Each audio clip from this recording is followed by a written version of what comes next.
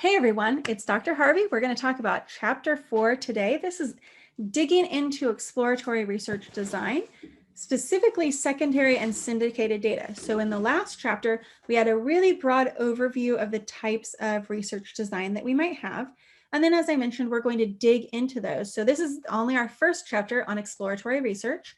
And this is specifically, again, on secondary and syndicated data.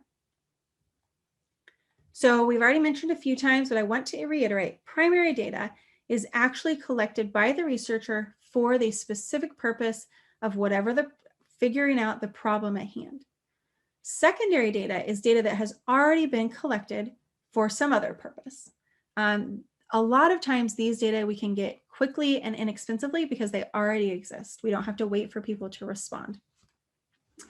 Secondary data can be used to help us identify the problem, which I mentioned previously, and better define the problem. It can help us figure out an approach to the problem by looking at what people have done in the past and looking at existing successful studies that might be similar. We might be able to answer some research questions and even test some hypotheses with secondary data, which we'll get into later. So when we're looking at secondary data, there are some things that are important. Things like the specifications. What was the method used to collect the data? There are some really poor ways to collect data. There are some, one of the things might be how many people actually, how much data actually is there? So if we have 5 people answered a survey versus 1,000 people answered a survey, we're going to have a lot better results from 1,000 people. So if we're trying to look at, decide between different research to look at, or we're looking at past research that we've done internally within a company, we really need to look at how was it actually collected? Was it done in a formalized manner, right? We had the guy in the example in the last chapter where he just collected a bunch of data for some purpose and he didn't know, and it ended up being the wrong data. He could save that data that he collected and maybe, maybe someday it would be useful. But really looking at that methodology, who answered it, were they really specific about who the people are controlling for different biases, which we'll get into too. Do we believe it to be accurate? When was the data collected? Let's say that we collected data on what types of media impact children's requests for Christmas gifts from Santa Claus. And we collected that data in 1982. Do you think that that data would still be valuable to us today? Can we make conclusions and make decisions about our strategy based on data from 1982? There might be some cases when that you could. In this case, I would say, because we didn't have so many of the media that exists today in 1982, it'd be very difficult to draw any conclusions from that in a way that would help us actually make decisions on our strategy. Okay, so here we can see just some examples. I mentioned sample size, sampling technique, right? Did you ask people randomly or did you just ask your besties, right? If you ask random people off the street, you're actually going to get better data, or in a mall, you're going to get better data than if you just asked your best friends, even though it's easier to ask your best friends. So there are some trade-offs that we're going to talk about later about figuring out who to ask data from, how many, and all of those sorts of things. Okay. When we look at secondary data, there's a lot of different places it can come from. We might have internal data from stuff surveys we've already done. We widely have customer data on our customer relationship management systems, our database marketing. Think between this and the data warehousing, think like you went to Target and you used your Target card.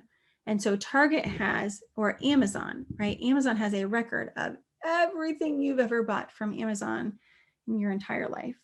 And probably can even connect you to your parents and your siblings' accounts. And if you're married, your husband's or wife's siblings' accounts and their parents' accounts because of your addresses. So they have a lot of data on you. And they can actually, that would be someplace we could go for data without going and collecting primary data if we needed to. if we wanted to look at a wide variety of things. Social media, I already talked about, looking at posts, looking at blogs, looking at comments, looking at the images that are shared, all kinds of things there, hashtags. External data can be both internal. So social media kind of bridges the internal external gap. You might actually analyze the social media coming from the firm and then also the comments related to. Then we have external. So we have government sources like the census. We have business sources, non-government sources, and then we have syndicated sources like Nielsen. Okay. So here's some of the things you can get from a syndicated firm like Nielsen, Buxton, and Placer are all syndicated firms. Okay. Lots of data. Amazon also has all this data. Okay. But we can't buy it from Amazon. We could go to Nielsen and say, we're looking for data on X, Y, and Z. So these syndicated services are companies, they collect data and then they sell the pools of data to people, to companies. So you can see some different types here. I'm not going to dig into each of those, but all kinds of different ways to these different syndicated companies collect data.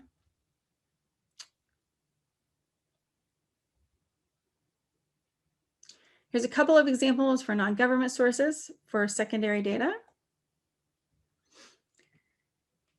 right, which can be really valuable if we're going to have a company that's considering expansion. We also have some firms that are international, but a lot of the syndicated firms, so at least for a long time, were just domestic, but some of them have expanded. We talked about social media. I'll leave you there. And that's it. That's the end of chapter 4. It seems really short, but there's a lot of really important information there. Looking at secondary and syndicated data for exploratory data, for exploratory research purposes. So I'll see you next time for looking at qualitative research, looking at the primary data collection within exploratory research. Thanks, everyone.